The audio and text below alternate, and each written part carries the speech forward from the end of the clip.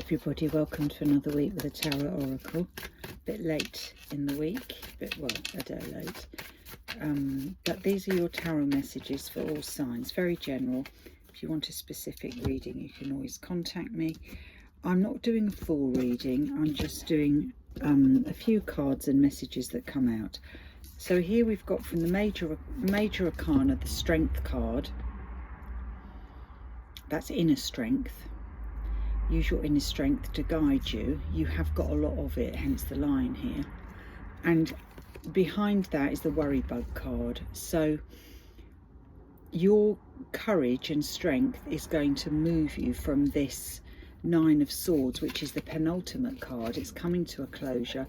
You see we've got a few cards here where you're feeling a bit affronted, that you're having to stand up for yourself a bit against opponents, possibly worrying here, over worrying, and your strength will guide you through. You will feel strength around you, within you, to help you with that. I'm going to do 3 cards. I'll turn that over in a minute, and here are the clarifiers. So this isn't a full reading, it's not how we do a full reading, it's just messages for the week for all signs. That's the Empress that's popped out. That's really nice. Divine Feminine, being looked after, a very maternal sort of card, but also the card of growth, seeing things grow, seeing things prosper. So let's see what we've got going on here now.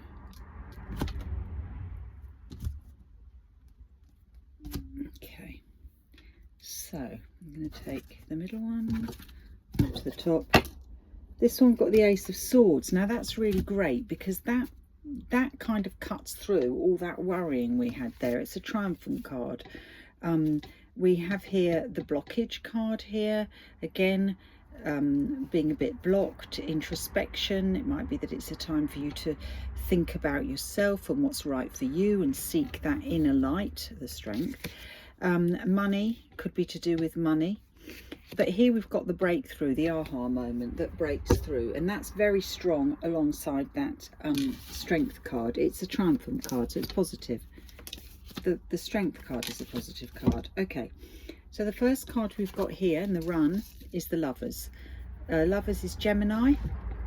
So you always have that 2 thing going on with Gemini, don't you, if you can think of traditionally how they describe the Gemini sign of the zodiac. In this case, it can be a decision that needs to be made, a choice, and it could be over people that you're seeing or something that you enjoy, and it's about making the right choice. We've got the 5 of Swords. 5 of Swords is also a triumphant card. It's a little bit about putting yourself first. 5 is the number of change. So there's a little bit about putting yourself first. He's gathered we would say they're probably the opponent's swords and popped them under his arm. So he's now got the valuables, if you like. He's got the power on his side, and hence his sword is up. So putting yourself first against whoever is a kind of fighting you in that sense. And the last card is the Hanging Man. Now the Hanging Man puts himself in that position voluntarily. It's taking stock. It's having a look at how the land lies. So we've got a change here going on. Having a look at how the land lies before making any decisions or any moves. Over on the clarifying side, we've got the Lovers is clarified by the 9 of Wands. So this could be something that's been a bit arduous, been going on for a long while. 9 again is the penultimate card, so we're coming to the end of a cycle. Maybe at the end of this cycle a choice has to be made. We've got the 5 of Swords, this one, clarified by the King of Cups.